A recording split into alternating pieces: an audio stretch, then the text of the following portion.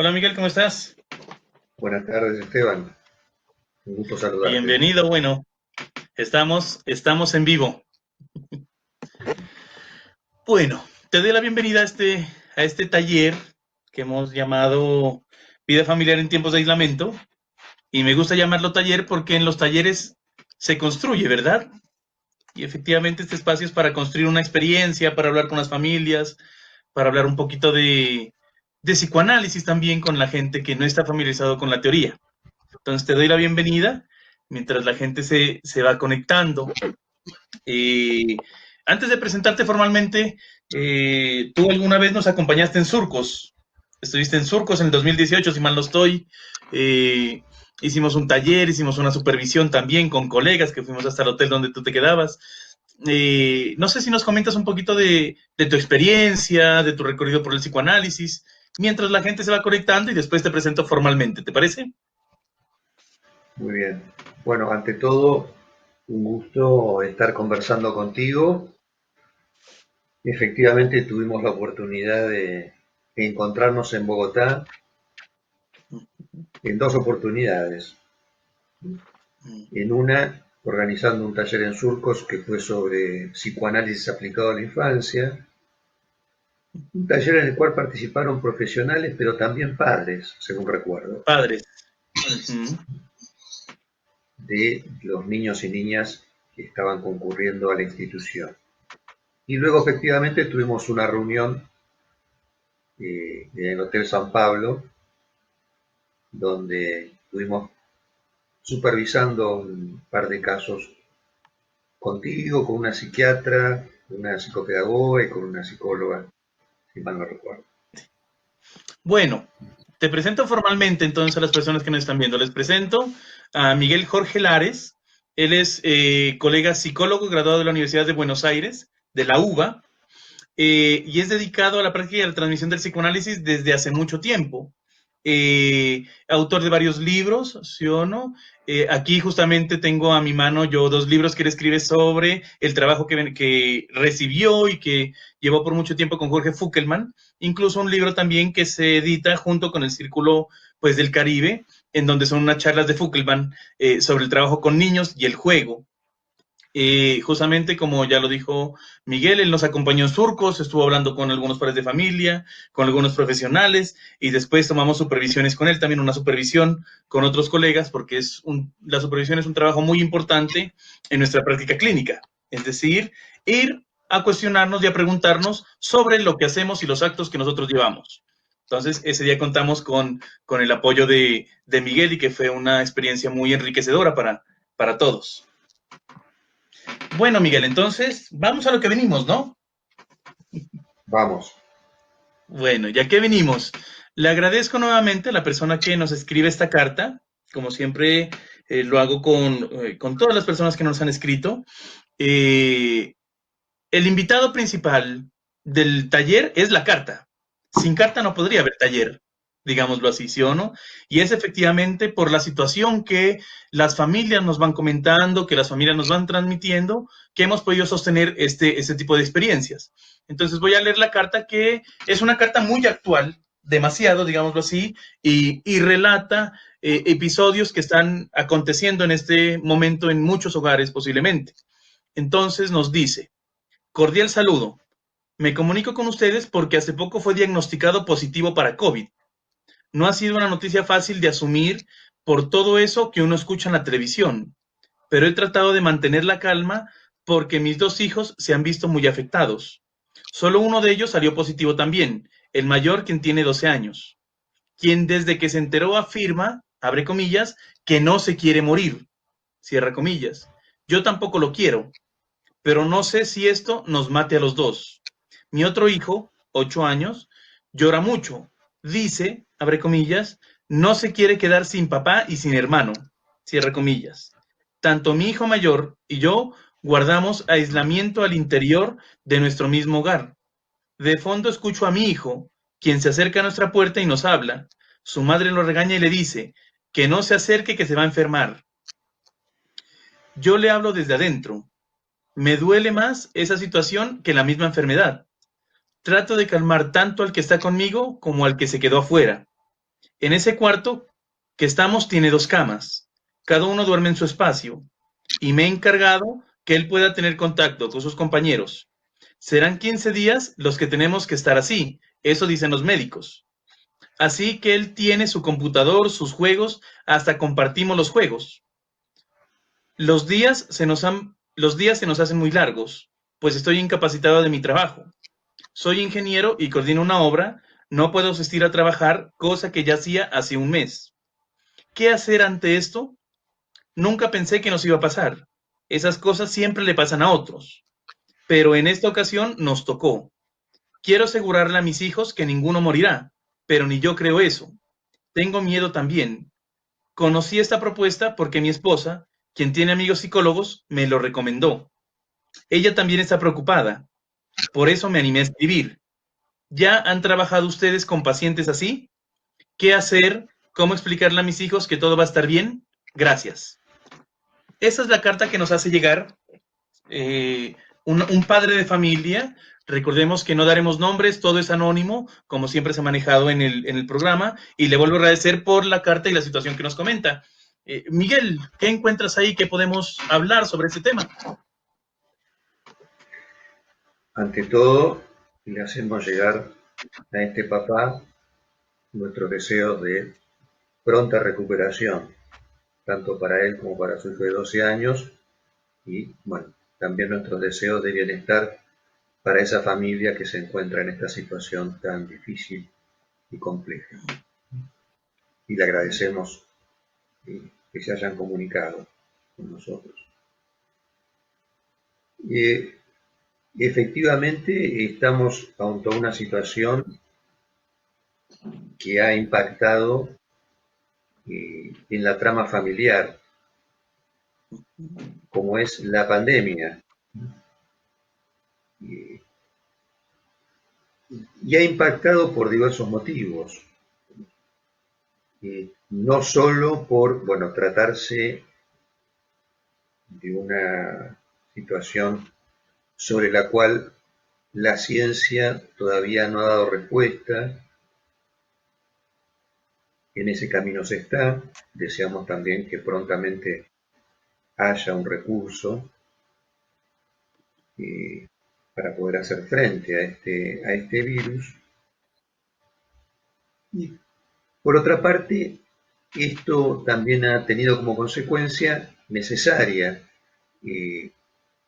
la herramienta que tenemos a disposición para no estar afectados, que es el aislamiento, lo cual ha supuesto, bueno, la suspensión de clases en todos los niveles educativos, e incluso, bueno, muchos papás han tenido que también comenzar a trabajar desde sus casas, con la cual se ha dado una situación bastante atípica, que es la del grupo familiar en la casa durante mucho tiempo, las tareas educativas llevadas a cabo de manera virtual y los papás ellos mismos muchas veces teniendo que hacerse cargo justamente de gestionar lo que las escuelas van transmitiendo en esta modalidad nueva.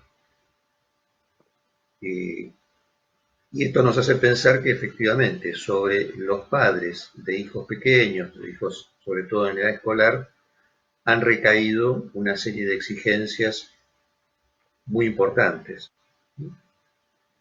En el caso de la carta que nos hace llegar a este papá, esta situación a su vez se complejiza porque nos comenta sobre, bueno, tanto él como su hijo mayor se encuentran afectados por este virus y esto implica un aislamiento dentro del aislamiento. Una situación que se redobla ahí mismo en el hogar. Y entendemos la preocupación, la angustia y preguntas que surgen respecto a cómo manejarse con ciertos temas, Esteban, que podríamos decir que agujerean el saber de todas las personas. Porque sobre la muerte poco sabemos. Digo, esta muerte que ha estado y está tan presente durante este año 2020, una muerte sobre la cual no tenemos experiencia, pero de todas maneras está presente, efectivamente, frente a los niños y a las niñas, nos pone en una situación, bueno, de a veces tener que dar alguna respuesta respecto a eso que no sabemos.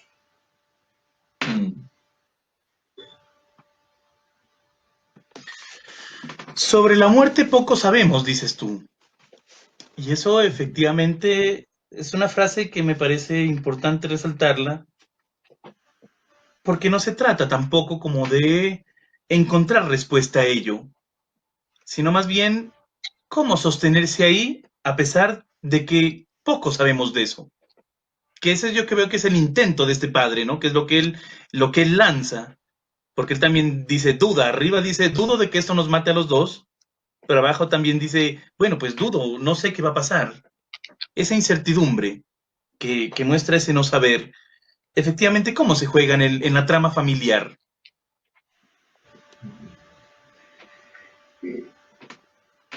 Cierto es que uno no espera que los padres lo sepan todo.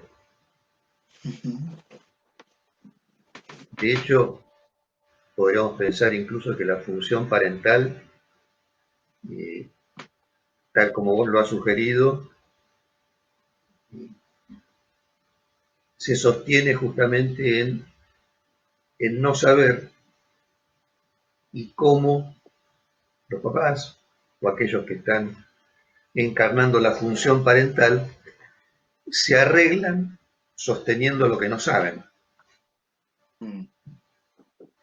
A veces eso es posible y a veces en algunas circunstancias especiales hay una imposibilidad de sostener en esa escena de la familia lo que no se sabe. Digo, porque de los padres se esperan ciertas garantías. Y esas garantías justamente están destinadas a delimitar una escena que es la escena de la infancia.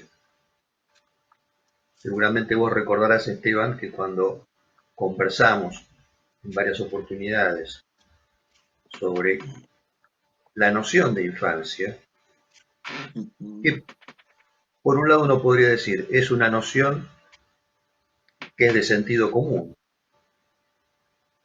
decir que es un niño o que es una niña. Parecería un dato observable,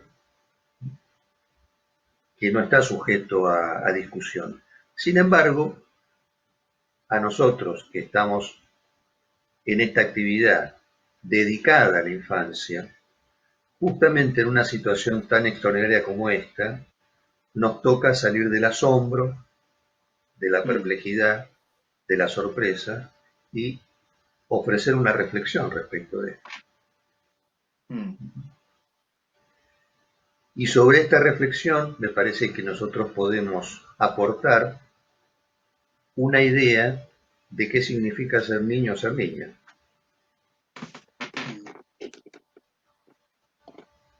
Y en este sentido, si nosotros consideramos que la función parental garantiza la escena de la infancia, tenemos que ponernos a pensar de qué modo se desarrolla esta garantía. Nosotros entendemos que ser papá o ser mamá implica hacerse cargo de algo que comienza con el nacimiento. Y subrayo eso porque seguramente vos y yo estaremos de acuerdo en que hay que distinguir la progenitura, el ser progenitor, a encarnar la función parental. No siempre, digamos, estas dos dimensiones se corresponden. A veces hay progenitores que pueden encarnar la función parental y hay progenitores que por distintas circunstancias no les es posible. Entonces estamos ante una primera definición de la infancia y de la función de los mayores en esa escena, que es, bueno, una función parental que implica alguien que pone en juego su deseo cuando la niña o el niño ha llegado al mundo.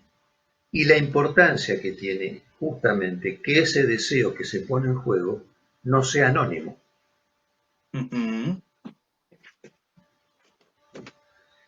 Se trata de un deseo que, por no ser anónimo,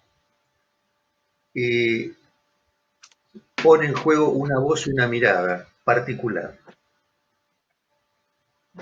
Y esa voz, esa mirada en particular, digamos, ilumina esta dimensión particular que es la niñez.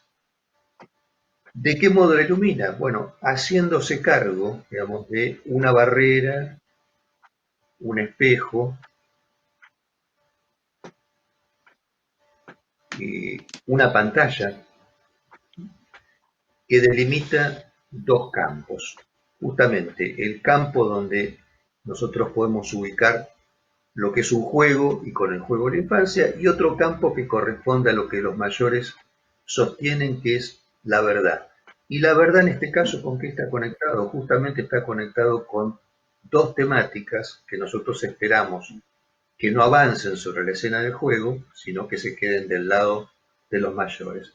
¿Cuáles son esas temáticas? La sexualidad y la muerte. La muerte. En este caso, a lo que nos estamos refiriendo es a la muerte, que está tan presente en esta situación excepcional de la pandemia. Pero como dijéramos al principio, justamente son dos instancias que paradójicamente agujerean el saber de nosotros los mortales. Lo que atañe al origen y al final. Digo porque la sexualidad está vinculada al origen y la muerte al final. Aquí tengo una pregunta, porque aquí en la carta tenemos al menos 3 versiones de lo que sería el encuentro con esta idea de la muerte, ¿no? Como idea.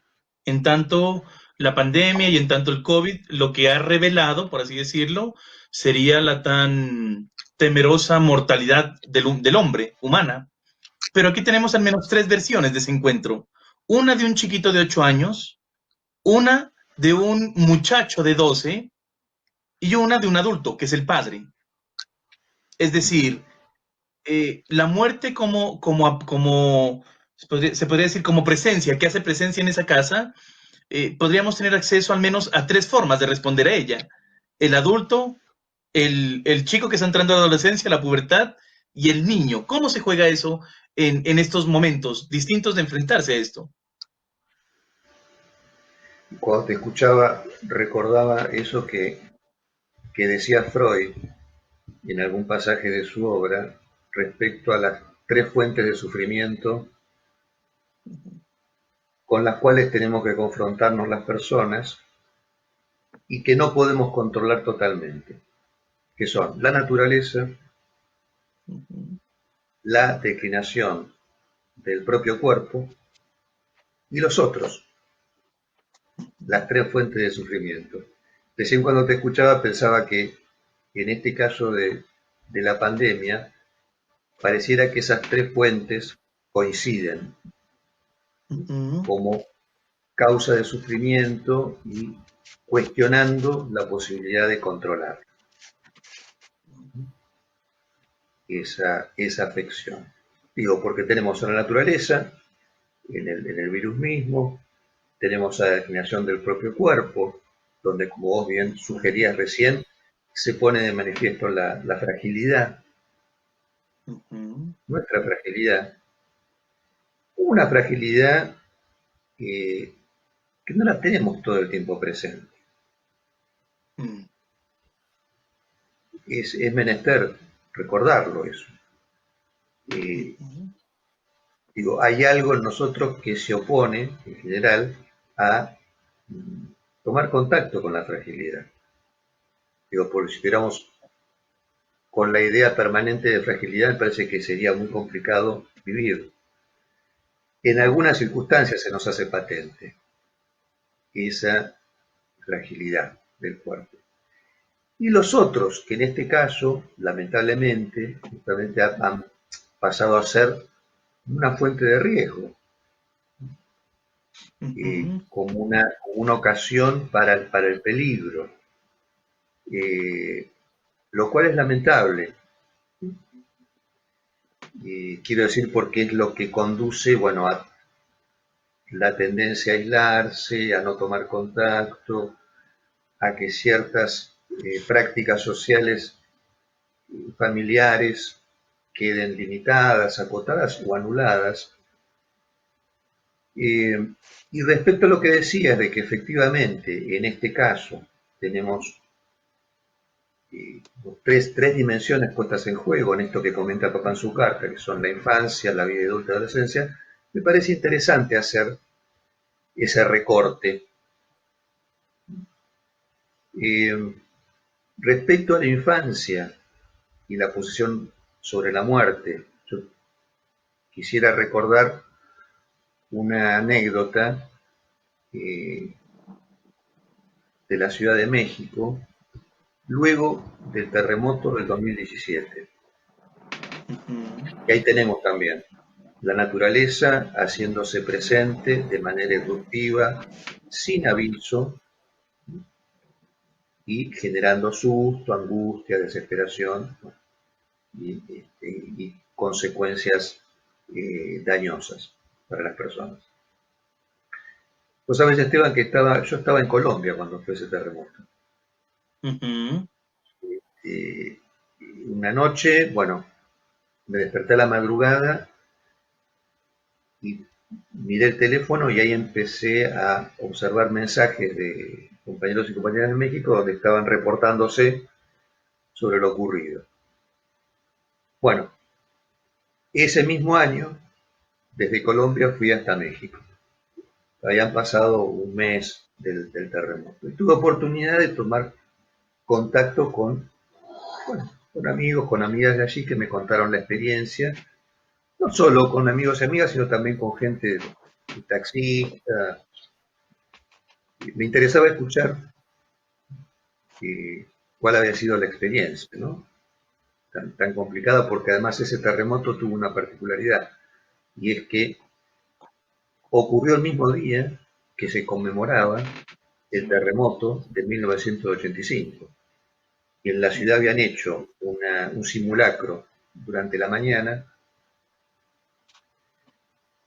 habían terminado esa prueba y un par de horas después aparece el terremoto desde una zona en la cual nunca había ocurrido, a 130 kilómetros de la ciudad, con lo cual no funcionaba la sirena, o sea, tomó a la ciudad por sorpresa, así como este virus, que nos tomó por sorpresa. Y conversando con unos colegas allí, respecto justamente de cómo había impactado en la infancia este suceso, estuvimos de acuerdo en pensar que quizás lo que había impactado sobre la infancia no era el terremoto mismo, sino el miedo, el susto, la angustia, la desesperación de los mayores. Porque de alguna manera la tierra firme, el suelo firme para la infancia son los mayores. Y si los mayores están angustiados o asustados, ese es el suelo que se mueve. Esa es la garantía que tambalea. Entonces, probablemente nosotros entendemos que quizás si hay algo de dolor traumático, más bien hay que ubicarlo en la infancia, del lado ese en el cual las garantías vacilan. Las garantías, justamente por distintas razones, no pueden sostener esa delimitación, y es allí donde se ve impactada la infancia. Ahí tendríamos como la dimensión del niño de 8 años que está mencionada en la carta. Quizás viendo a la mamá angustiada, preocupada, al papá también asustado, al y que hay una hermanito frase, también. Sí. Y que hay una frase de la madre que que manifiesta su angustia, ¿no? Cuando le dice que no te acerques ahí que te vas a enfermar. Y el padre escribe como que ella lo regaña cuando el niño se pone atrás de la puerta para hablar con su papá y con su hermano. Y viene la frase de la madre, no, que no se acerque, que se va a enfermar. Como que Sí, incluso la carta también nos muestra esa dimensión. sí, efectivamente. Nos muestra esa dimensión de los papás, ambos, por supuesto, seguramente angustiados y sobrepasados por esta circunstancia y con un miedo por la incertidumbre desde ya. Y también seguramente haciendo el esfuerzo ellos mismos de portar una máscara en la cual no se transmita totalmente esa angustia, ese miedo, con lo cual es un doble esfuerzo también. Estamos haciendo referencia a papás que están en una situación en la cual se ven sumamente exigidos. Es una circunstancia en la que uno indicaría que los papás pidan ayuda. Eh, Quiero decir, me parece que la carta, entre otras cosas, también significa eso, un pedido de ayuda. Quizás es una situación en la que tanto vos como yo recomendaríamos tomen contacto con algún profesional, aunque sea de manera virtual, telefónica, para tener una conversación más o menos periódica y para poder hablar, para poder hablar, porque me parece que la posibilidad de hablar eh, significa no el susto y la angustia o la desesperación que estoy experimentando, significa lo que estoy diciendo sobre ese susto, sobre esa angustia o sobre esa desesperación. Con lo cual, el hablar siempre pone una distancia sobre lo experimentado, sobre lo que nos impacta en el cuerpo, en el ánimo o en las ideas. Eh, el hablar permite justamente, bueno, entregarnos a la sorpresa también. Digo, y implica poner un límite también a hablar. Digo, porque de alguna manera esta situación seguramente tiene una connotación violenta. Nosotros la escuchamos, es como una familia sometida a una situación de violencia bajo distintos matices. Entonces, me parece que ahí donde la palabra capitula, ahí donde la palabra renuncia, ahí donde la palabra no puede aplicarse, le estamos dando lugar al dominio de la violencia. Entonces creo que sugeriríamos, en este caso, hablar. Esto como una nota a pie de página en los comentarios que estamos haciendo, ¿no? Como una sugerencia quizás para esta familia, la posibilidad de que puedan pedir ayuda. Y sobre el jovencito de 12 años, ahí tenemos una situación que es seguramente un momento en el cual se está generando una transición, una despedida, ¿no? de la infancia, una despedida gradual y el comienzo de otra ubicación distinta a la de la niñez y donde empiezan a acontecer quizás otros fenómenos que nosotros podemos atribuir a la pubertad, donde justamente la sexualidad y la muerte ya inciden de manera distinta que en la infancia. Quiero decir, porque uno supone que en la adolescencia, aunque la presencia de los papás sea importante y uno cuente con ella y también marque ciertos límites o ciertas barreras, de todos modos ahí ya en este pasaje de la adolescencia nosotros podemos testimoniar cómo el joven o la joven ellos mismos comienzan a hacerse cargo de las consecuencias de lo que piensan, de lo que dicen, de las relaciones con los otros.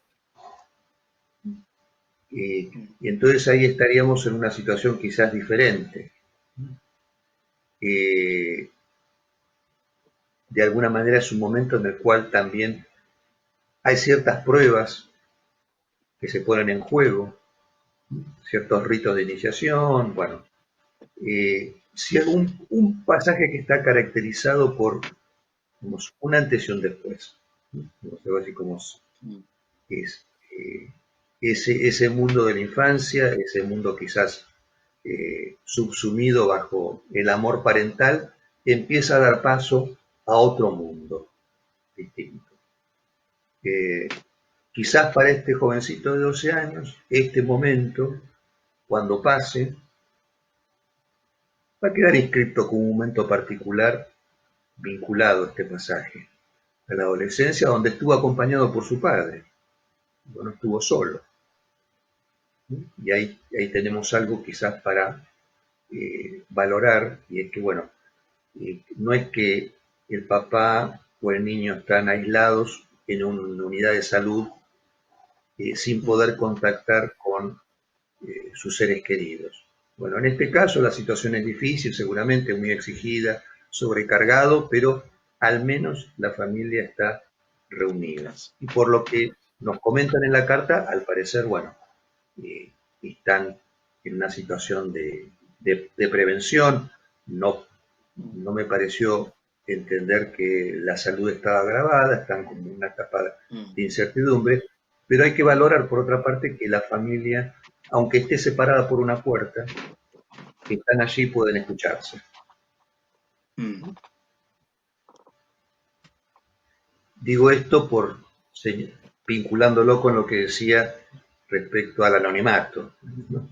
Lo que implica a veces estar en una institución en la cual podés tener, por supuesto, los mejores cuidados y atención, pero falta ese vínculo con los afectos más cercanos, que bien sabemos nosotros que a veces tiene tanta incidencia como un recurso de salud.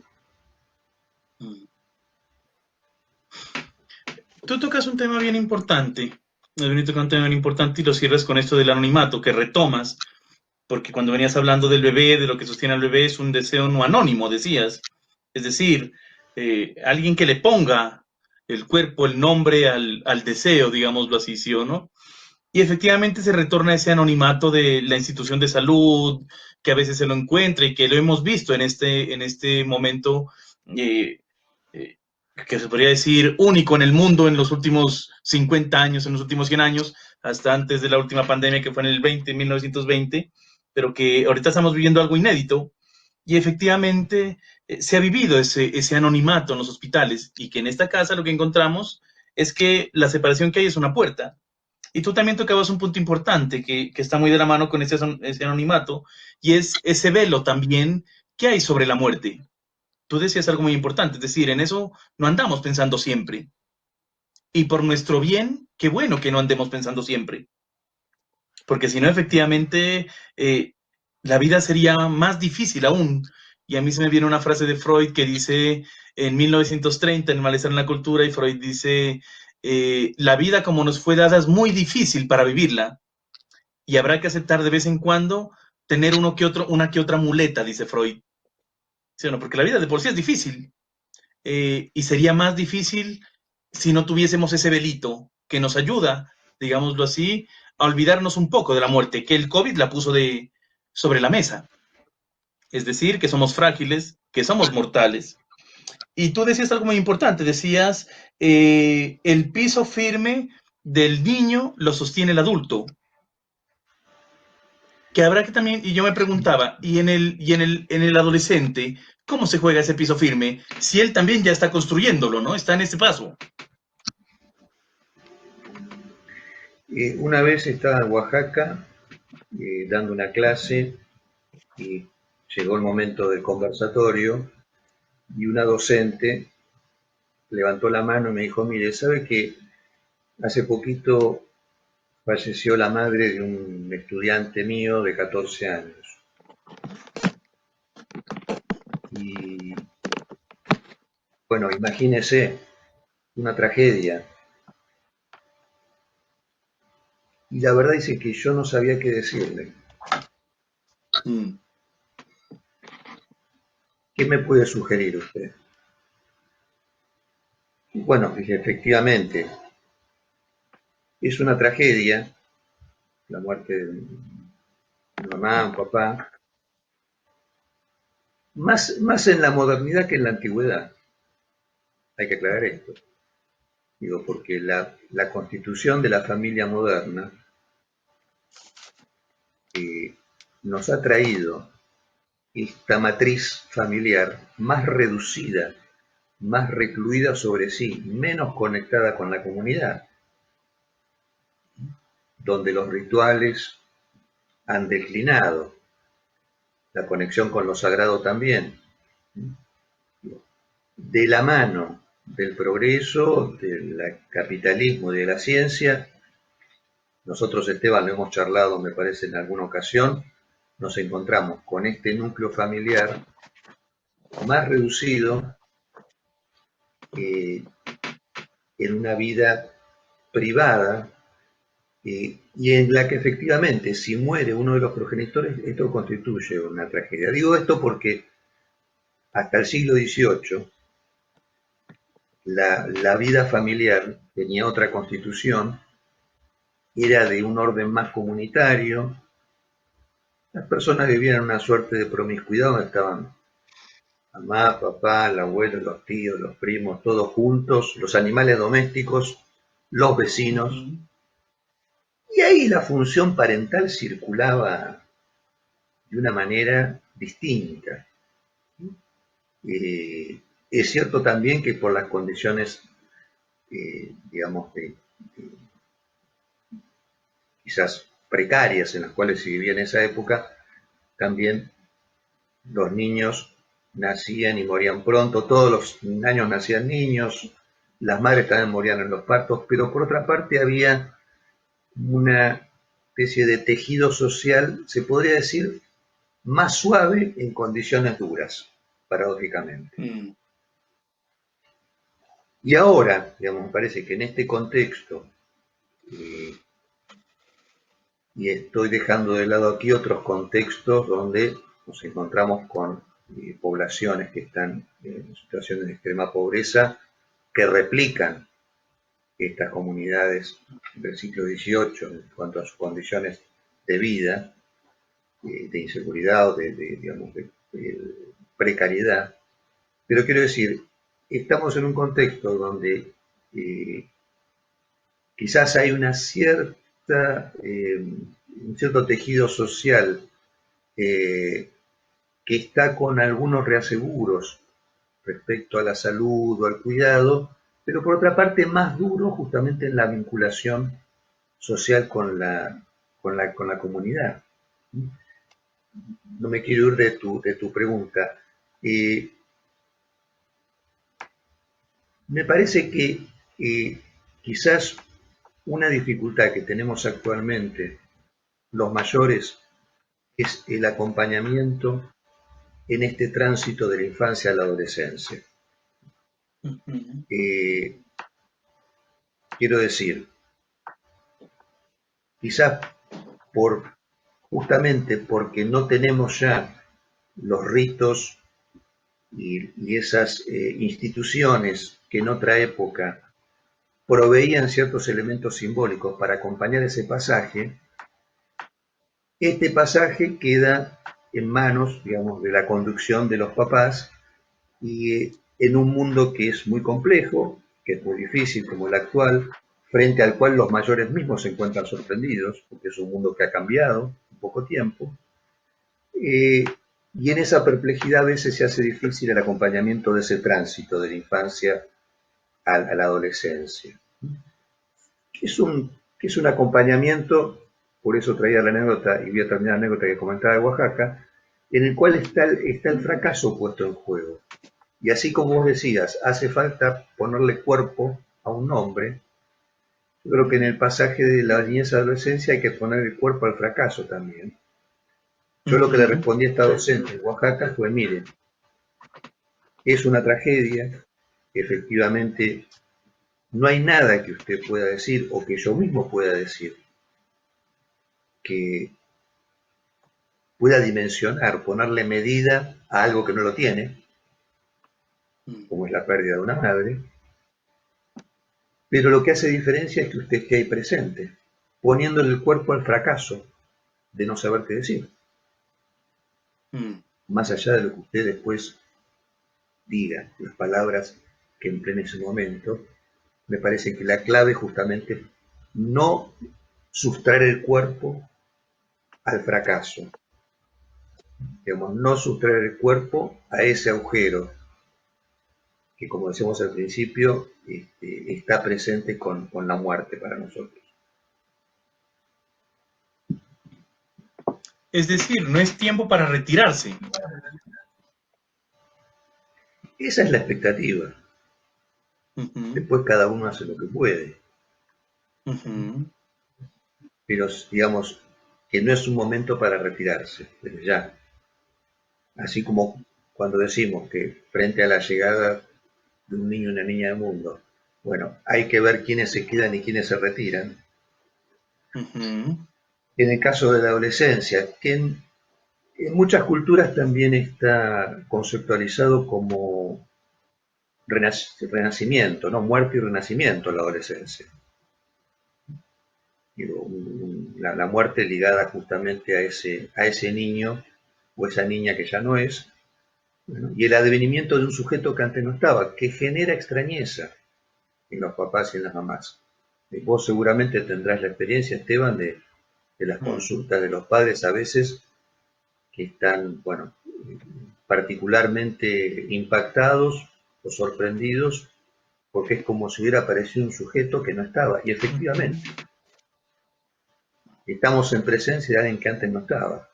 En un momento en el cual, yo podría decir, el amor a los padres no queda anulado, pero sí queda subsumido en en otros deseos que ya nos conducen a pensar en la posible elección de un partener, por ejemplo. Ya el deseo se Que en puede esta otorgar. carta, sí, que en esta carta vemos un padre advertido de eso, ¿no? Es decir, y dice, a pesar de que estamos 15 días, vamos a estar encerrados, tiene contacto con sus compañeros, con sus juegos, es decir, no lo aísla de eso a su hijo, a pesar del mismo aislamiento en el que se redobló, como tú decías. Pero se ve que es un padre y una familia advertido de estos movimientos, es decir, de que aunque sea adentro, junto con su padre aislados ambos, el niño tiene, el muchacho ya no es un niño, tiene un propio mundo que está construyendo. Sí, efectivamente, y un mundo que el papá, como vos bien decís, está posibilitando y advirtiendo que, bueno, eso funciona quizás como una máscara en este momento Ujú, que tiene su función protectora. Y ujú, en un momento de la vida en el cual justamente ya los jóvenes empiezan a portar una máscara que los conecta con la mirada de los otros y con el propio linaje de una ujú. manera particular. Así como uno podría decir que en la infancia la máscara es el juego y el juego es la máscara, en la adolescencia esa máscara la empieza a portar cada uno de la manera que puede y nosotros esperamos que en esa máscara se empiecen a jugar distintos personajes también. Es Ujú. lo que pasa habitualmente en esos juegos que juegan los chicos en la adolescencia también, ¿no? Hay como un desplazamiento, un deslizamiento de los personajes que replica un poco lo que pasa luego en la vida, ¿no? Cuando uno está deslizándose entre un personaje y otro. Y sobre la Ujú. máscara escuchaba el otro día una frase que me pareció muy interesante, que es de Oscar Wilde, y decía que las personas cuando eh, deben hablar de ellas mismas no son sinceras, pero Ujú. denles una máscara y ellas le dirán la verdad. Ajá, sí, sí, sí. Pareció muy interesante, ¿no? Bueno, alguien puesto a hablar sobre su personaje no será sincero. Le probemos una máscara y dirá la verdad. Yo creo que la máscara ubica algo de la verdad, justamente. Y de alguna manera me parece que esta carta que escribe el papá, la posibilidad de escribir justamente sobre lo que está pasando, es un recurso interesante, porque, como decíamos, ya implica poner cierta distancia sobre lo experimentado. sobre la situación misma. Es lo que él ha dicho, lo que ha redactado, lo que ha escrito sobre lo que está pasando, que ya no es lo que está pasando, es lo que escribió sobre lo que pasa. Alguien en chat pone la magia de Halloween. La invito en estos minuticos, no sé si quiera profundizar esa idea, a Nalita Liona, que escribe esto, ¿no? Hay dos preguntas en la carta, Miguel, que me parecen importantes y que van muy en la línea de lo que tú también has dicho, ¿no? Porque diste una indicación muy importante y es que estos padres busquen un lugar donde hablar. Y justamente el padre se pregunta, ¿ya han tratado ustedes pacientes así? Digámoslo así, como que poniéndose en ese lugar, ¿no? Y efectivamente no hay que dejar pasar esas preguntas que me llaman la atención. Y la segunda, ¿qué hacer? ¿Cómo explicarle a los hijos que todo va a estar bien? Sobre eso que tú decías, de poner la palabra ahí y ponerle el cuerpo incluso al fracaso de no poder responder a todo. Incluso de poder sostener la incertidumbre de que quizás no hay respuesta por ahora. No sabemos después. Y me parece muy interesante porque efectivamente yo me quedé pensando ayer, después de nuestra reunión, Miguel, yo me quedé pensando y le respondí el correo a este hombre. Y le hice llegar con unos colegas analistas de acá de Bogotá. Nosotros desde marzo lanzamos una línea, digámoslo así, ¿sí o no? Como un directorio de personas que atendemos urgencias subjetivas, lo que se llama así una urgencia subjetiva. Y me quedé pensando y le hice llegar esta información a esta familia. Información que me pareció importante enviárselas. Casi no envío yo esto por estos medios, ¿no? Digámoslo así, o no había hablado de esto yo aquí en el taller. Pero efectivamente me parece importante que a la gente hay que darle opciones. Opciones con nombre. Eso es salir del anonimato. Sin ninguna duda. Sí. Como lo hace el padre con sus hijos, darle opciones con un nombre. Sí, y además me parece interesante que vos hagas saber justamente que hay opciones para poder comunicarse con colegas que están dispuestos a escuchar. Porque por otra parte, digamos que la oferta de escuchar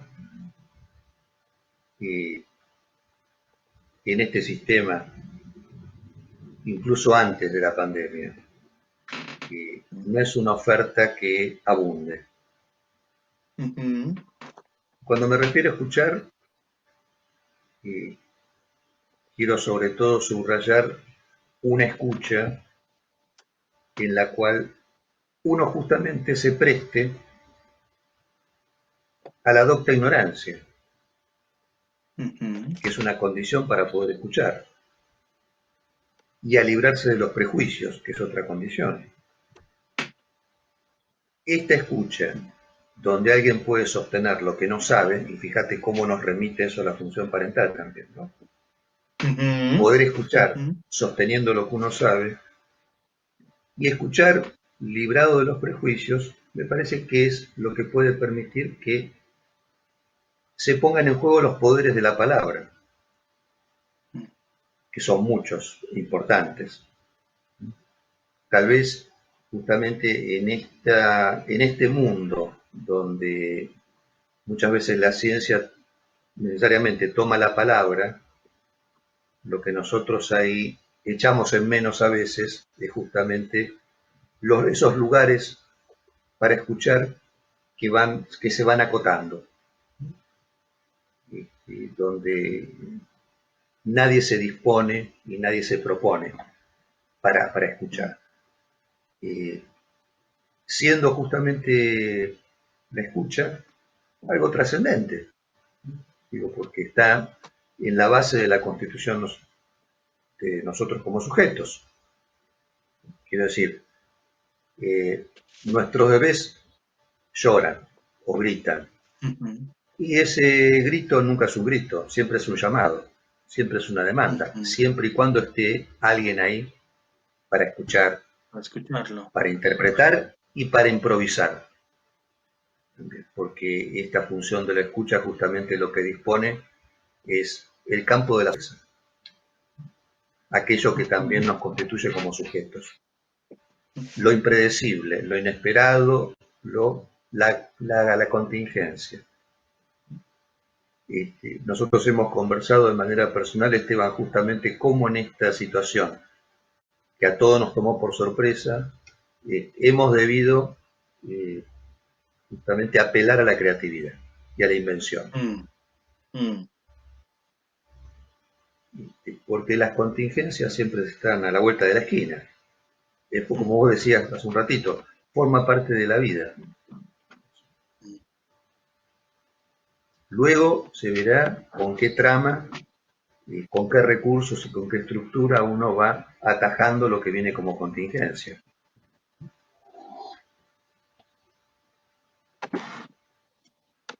Luego se verá, ¿no?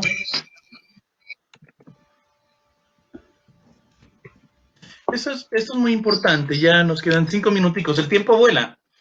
La hora se pasa volando. Efectivamente, sobre ese soporte, llamémoslo soporte, ¿no? Que efectivamente tú indicaste bien cuando le recomiendas a tus padres hablar. Y efectivamente no solo para ellos, sino efectivamente devolverle, me gustó esta expresión que tú utilizas, el poder de la palabra, en una época en donde efectivamente la palabra es muy menospreciada, en donde incluso no se la toma en serio, cuando es lo único serio que, por así decirlo, tenemos como humanos, en tanto humanos, ¿sí o no? Serio en tanto también genera una serie de palabras y genera nuestra propia existencia en ella. Y me parece bien importante, efectivamente, que este hombre, por recomendación de su esposa, se animó a escribir esto. Esto es algo que hemos resaltado en las cartas que hemos recibido. Esta es la número 25, han sido 25 programas hasta ahora, y siempre lo hemos resaltado por la valentía de escribir esto. ¿Por qué? Porque efectivamente, al enviarlo aquí, se la expone, o se expone por vía de sus palabras, al público, a las personas que nos escuchan, y esto queda en Facebook, para que otros lo sigan escuchando. Y eso ya me parece un acto de valentía, un primer movimiento de ponerse a hablar, por ejemplo. Y también habrá que encontrar esos espacios de escucha, esos espacios donde la palabra pueda hacer lo que puede hacer con sus poderes. Sin ninguna duda valoramos, como vos decías, la valentía de estas familias que se atreven a escribir para expresar sus preocupaciones, porque además eso no solo motiva las reflexiones de los invitados o las invitadas que vos has tenido en este programa tan interesante, Esteban, sino que también genera empatía, quizás en otros que están escuchando, y pueden también animarse a tomar la palabra en función de lo que escuchan. Así que siempre es bienvenido. Ya Nalita Liona nos comenta, porque ella hizo un comentario sobre Halloween, y su comentario iba acerca del uso de las máscaras. Dice: todos tenemos la máscara desde la adolescencia, donde pasamos de un personaje a otro. Halloween es una fecha donde, si se fijan, las máscaras nos permiten sostener la incertidumbre de no respuesta, como dice Esteban, de una manera muy exterior. Ese anonimato que nos permite ser. Son otras opciones de comunicación. Nos escribe Nalita.